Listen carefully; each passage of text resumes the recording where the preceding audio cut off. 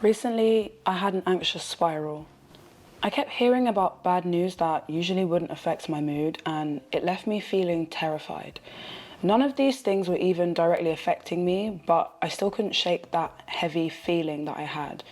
I was even more irritated with myself for not being able to brush it off and get on with my obligations.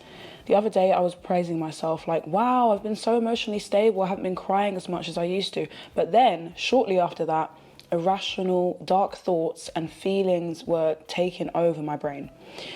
This went on for about 2 weeks, which felt like an eternity, and the idea that I was wasting my limited time on this earth dealing with feelings of deep-seated fear was pissing me off even more. It was literally awful. It caught me completely off guard, and because I haven't really dealt with anxiety like this before, I had no tools or quick solutions to help me. All the usual things that cheer me up, like watching reality TV, listening to music, or playing Sims, were just adding to the feeling of smallness and stagnancy. So I was really stuck. I was overthinking everything and just had these intense feelings of irrational fear and darkness. I was suppressing these feelings for like a week before I finally broke down to my big sister. She took me out on a nighttime walk and reminded me that movement makes you feel better. I realised that one of the causes of what I had been experiencing was that I had become stuck in a tight loop of work and responsibilities, and it was causing me to feel stagnant. When your environment is the same, it drives you insane. So since then, I decided it was time to add some variation into my routine, something that would engage my brain and take me into a flow state, the literal opposite of anxiety and fear. Hello guys, I'm getting ready to leave the house because I'm going on a training course today to learn how to become a fencing teacher. Right, I know. It makes no sense. It's like, Adrienne, what are you doing? The real reason I'm doing this is because I've just been feeling really down. So when I'm at work, I'm just like, it's an out of body experience. I started to scroll on Indeed. I was like, okay, I want a new job. Like, fuck this, man. And then I came across this job to teach children how to fence. And I was like, fencing? Isn't that like the stabbing thing with the sword? And it said you didn't need any experience. When I applied, I did think to myself, I was like, I'm definitely going to get this job. I know how to work with children. So I ended up getting the job. And now today I'm going to a training, literally teaching you how to fence, only for one day. And then I'll go on to teach some kids. Now, I haven't completely gotten rid of my other job, but it's just to, allow that variation in my life. Even just allow me to see a different part of London, because recently I've been feeling so stuck in London. To me, anxiety is when like your world just feels so small, like all you can see is what is right in front of you, or all you can feel is right here. And so that happens when you get in this stagnant loop and you just keep doing the same things over and over are going to engage my brain. Because when my brain has been left idle for the last 2 weeks, I'm literally making up fake doomsday scenarios in my head, getting anxious before bed, like getting anxious when I wake up, and that's not my personality. How can I go 26 years not feeling anxious, then all of a sudden anxiety?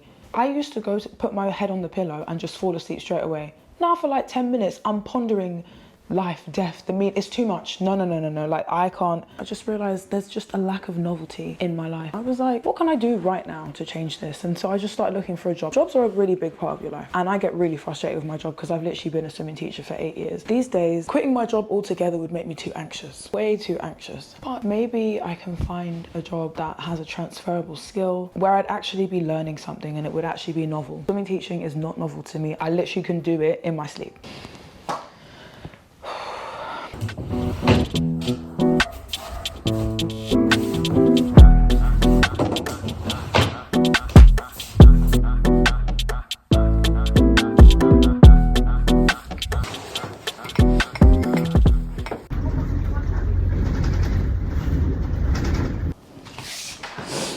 Anyway, guys, I told you about that fencing job I went for. Well, who's surprised?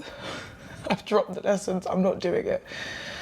Listen, the actual course was really fun, actually, and I was in a flow state when I was there, and I really enjoyed the people I did the course with, but I just feel like, no, we were learning the basic fencing skills, and I felt like I was doing a taster lesson.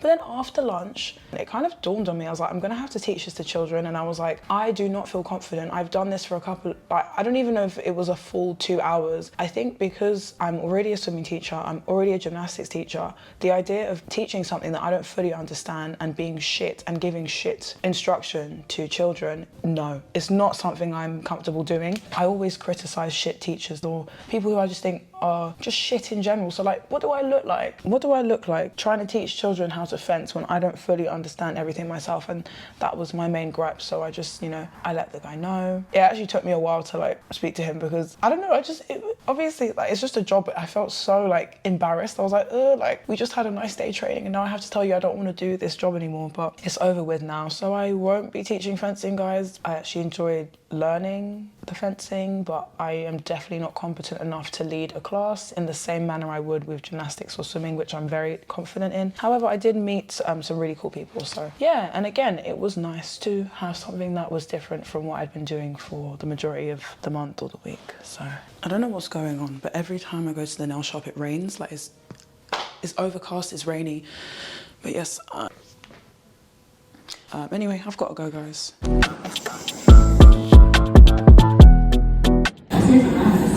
These are my nails. Classic French tips, but thicker. I'm actually really happy with them, even though my actual experience at the nail shop yesterday wasn't the best. Like the lady she just must have been in a bad mood because she kept like pulling my hand. I don't know. I can't even be bothered to speak about it, stupid bitch. But today I am going to a salsa class and I would say I'm nervous, but I'm not. I feel like because for the last like 3 weeks, I've had like fluctuating levels of anxiety. I was so anxious that I don't even have the emotion of fear right now. I'm just kind of like, yeah. And the reason why I'm trying this salsa class is because I just know I need more variation in my day-to-day, and I don't really feel much. I'm just like, I just want to see how it goes. What's the worst? Like nothing is worse than feeling anxious. So any other emotion, I'm open to it. Guys, this is my outfit. Can you believe I'm wearing all black? Literally like this time last year, I was like forbidding black from my wardrobe, but it slowly crept its way back in. But I was even gonna wear some heels, but I was just like, let me get the basic steps first. I'm kind of deep in like, when you go to salsa, like, you're gonna be dancing with men, face to face with men.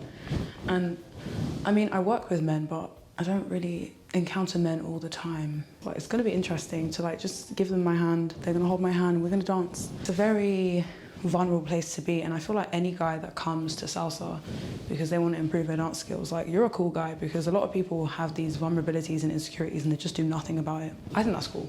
Guys, I realized I didn't even tell you how the salsa class went. I had no expectations because I had been so anxious for the weeks before. I felt nothing, I just didn't care. But I knew I had to do something to change up my routine. I went there with my sister. Now the actual class, I really, really enjoyed. They were trying to be like gender inclusive. So they were like, oh, there's a leader and a follower. So like you can decide if you're gonna be a leader or a follower, but it's man or a woman.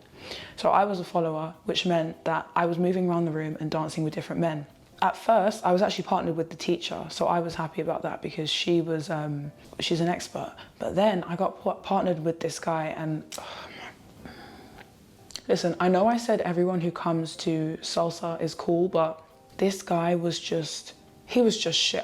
He was just shit, like, and I think what made it worse was like, there was a vacancy about him. In salsa, the man has to lead the dance. And she kept saying like, if your partner doesn't urge you from what to do, like don't do anything.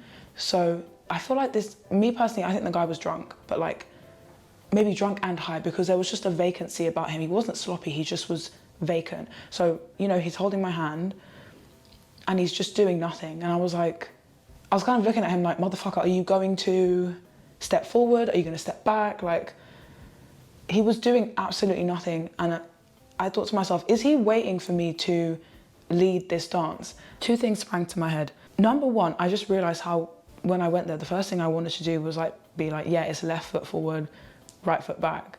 So I had to stop myself from doing that. But then second of all, it's like a microcosm of how a lot of men actually act. Like they literally come into situations looking for women to nudge them. It was really, really irritating me. And obviously like, I want to practice my dance skills and I can't practice my dance skills because this motherfucker is standing still. Like, I just don't know how to explain him. He was so fucking stupid. Like, he was doing absolutely nothing.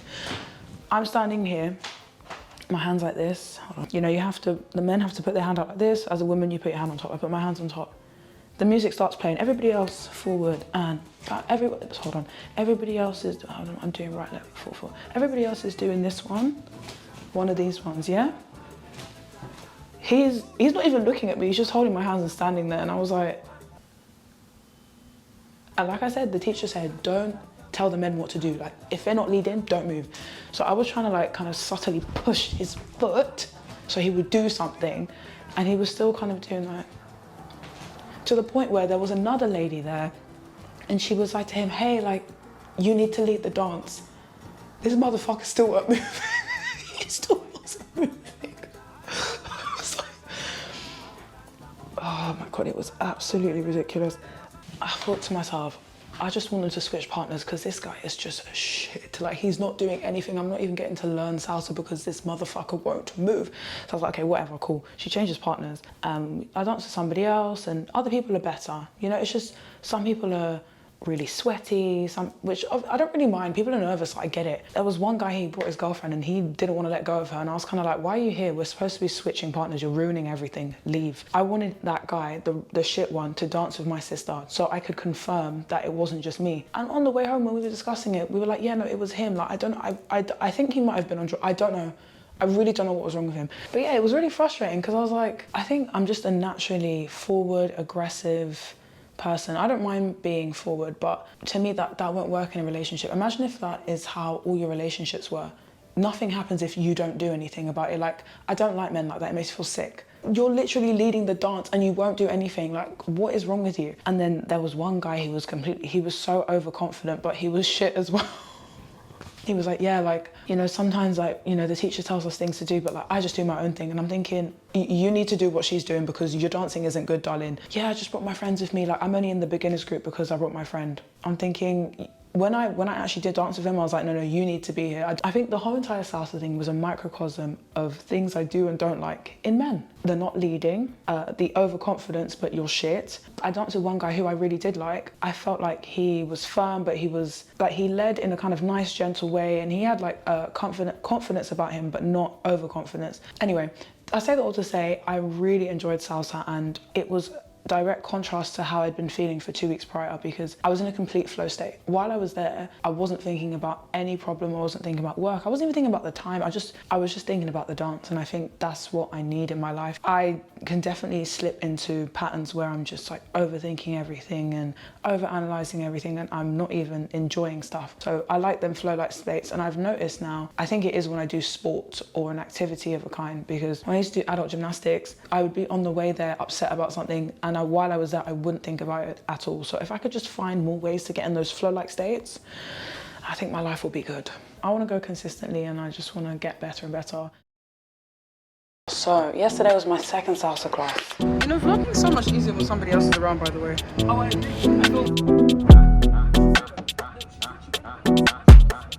It's above.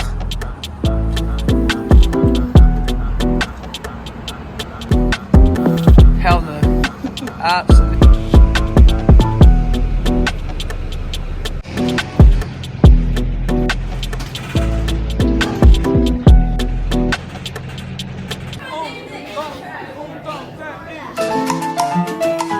Bueno, sí.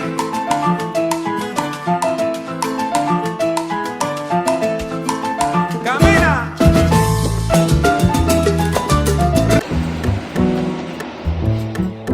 The teacher wasn't as good as the one that I had on the first week, so I'm just gonna put that out there. Like, this woman didn't really explain stuff, but obviously, like, I have a natural ability to dance, and I had already done the class the week prior.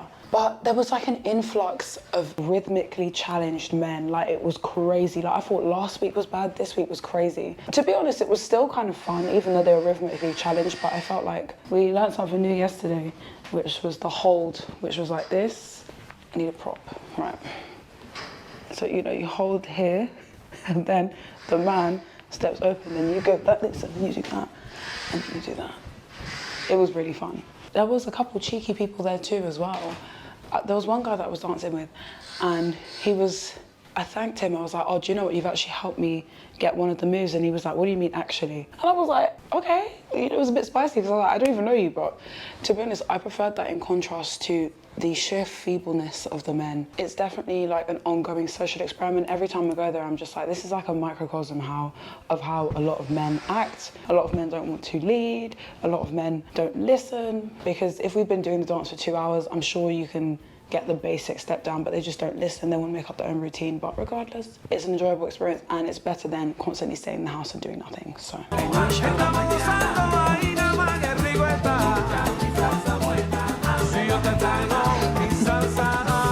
then we let them spin like this.